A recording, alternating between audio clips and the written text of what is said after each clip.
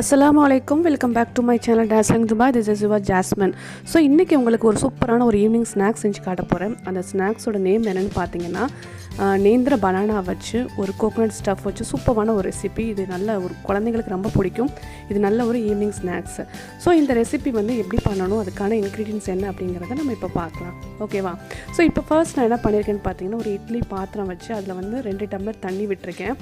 அந்த தண்ணி வந்து நல்லா பாயில் ஆனதுக்கப்புறம் இட்லி தட்டோட நான் ஒரு தட்டு மட்டும்தான் நான் வச்சுருக்கேன். நான் 2 தட்டு வைக்கல, ஒரே ஒரு தட்டு.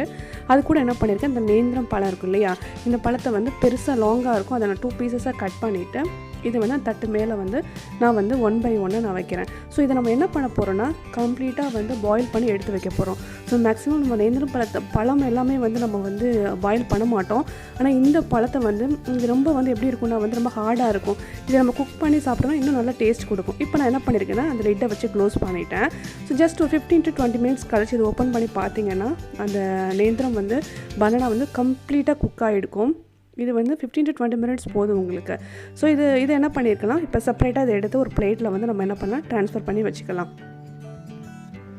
ஸோ இப்போ நான் ஒரு பிளேட்டில் வந்து ட்ரான்ஸ்ஃபர் பண்ணிவிட்டேன். நெக்ஸ்ட் என்ன பார்த்தீங்கன்னா, ஒரு பேன் எடுத்து அதில் வந்து 2 டேபிள் ஸ்பூன், இல்லைன்னா நல்லா வந்து நான் பெரிய ஸ்பூன் எடுத்திருக்கேன்.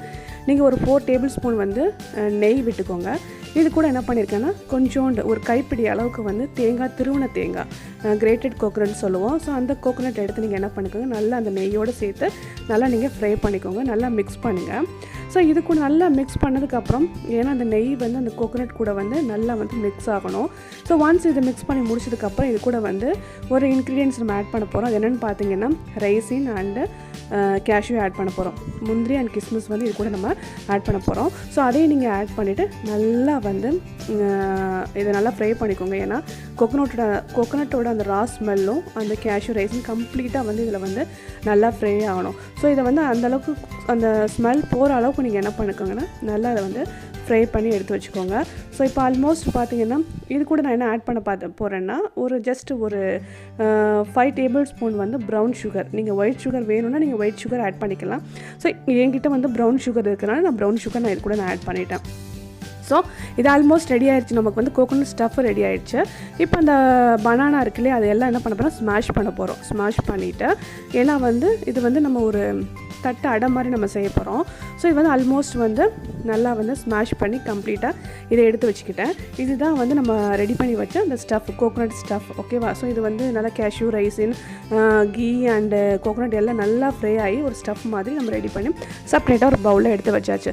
இப்போ நம்ம என்ன பண்ண போகிறோன்னா, அந்த ஸ்மாஷ் பண்ணி வச்சுருந்தோன்னே அந்த பனானா, அதை இப்போ வந்து கொஞ்சம் நம்ம கைப்பிடி அளவுக்கு எடுத்துகிட்டு அதை கையில் ஒரு வடை அளவுக்கு நீங்கள் தட்டிக்கோங்க. தட்டிட்டு நீங்கள் ஜஸ்ட் ஒரு இதுக்குள்ளே தான் நம்ம இந்த ஸ்டஃப் வந்து வைக்க போகிறோம். ஓகேவா? அந்த கோகோனட்டோட ஸ்டஃப் வைக்க போகிறோம். இப்போ பார்த்தாலே உங்களுக்கே தெரியும். ஸோ வந்து ஜஸ்ட் கொஞ்சோன்னு ஒரு ஸ்டஃப் வச்சா போதும். வச்சுட்டு இதை கம்ப்ளீட்டாக நீங்கள் என்ன பண்ணுங்கன்னா, க்ளோஸ் பண்ணிக்கோங்க இந்த மாதிரி.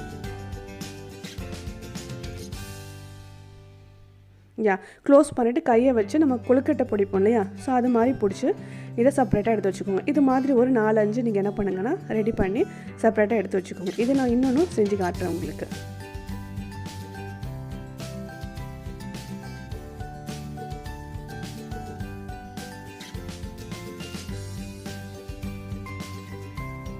இது வந்து ரொம்ப சிம்பிள் ரெசிபி தான். உங்களுக்கு வீட்டில் வந்து நீங்கள் குழந்தைங்க ஈவினிங் ஸ்நாக்ஸ் கேட்கும்போது இந்த பழம் இருந்தால் நீங்கள் ட்ரை பண்ணி பாருங்கள். உண்மையாக வந்து இது நல்ல சூப்பரான ரெசிபி.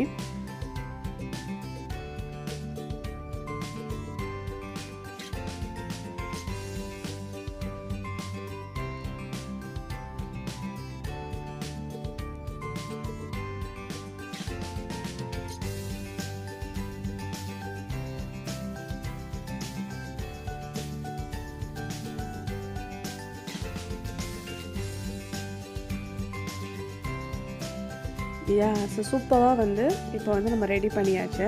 ஸோ இதை நம்ம என்ன பண்ண போகிறோன்னா, ஒரு பேன் எடுத்து அதில் வந்து ஒரு 3 டேபிள் ஸ்பூன் வந்து கீ வச்சு இட்டுட்டு அது கூட இதை ஃபுல்லாக ஃப்ரை பண்ணி எடுக்க போகிறோம்.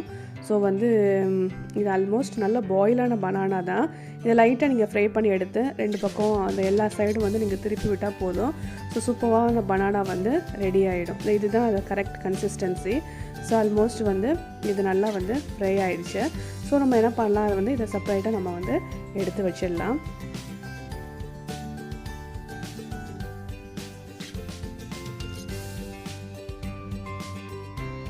ஸோ இப்போ நான் பண்ணி செப்பரேட்டாக ஒரு பிளேட்டில் எடுத்து வச்சுட்டேன். ஸோ நம்ம வந்து இது ஒன்று ஓப்பன் பண்ணி பார்க்கலாம்.